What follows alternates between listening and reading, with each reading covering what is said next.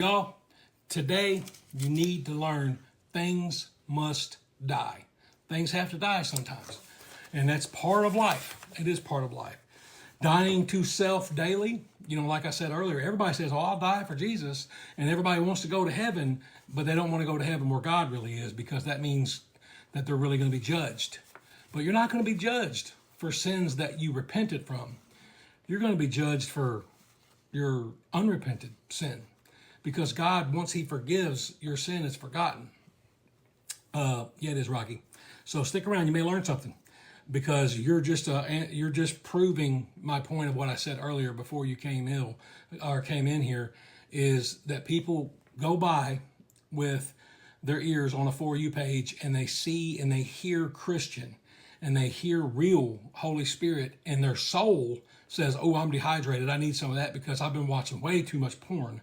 I've been watching way too much, TV and PlayStation. I've been doing too much drugs and alcohol. I've been doing too much gossip and hate speaking.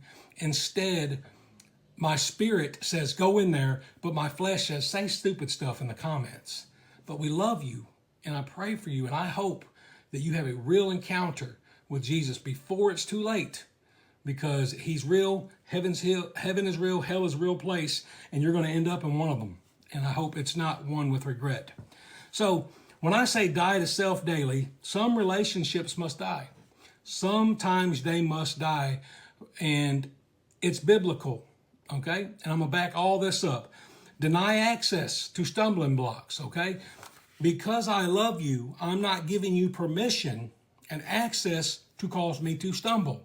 I can love you and forgive you from a distance, because being around you makes me want to sin. So you have to deny access. I owe you love, not access.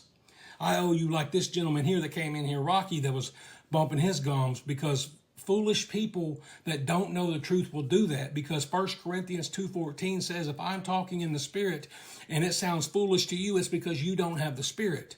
But I don't judge that brother. I love him, and I pray that that the seed has been sown, and God's going to water it, and he has a true encounter with Christ before it's too late. I do not judge him.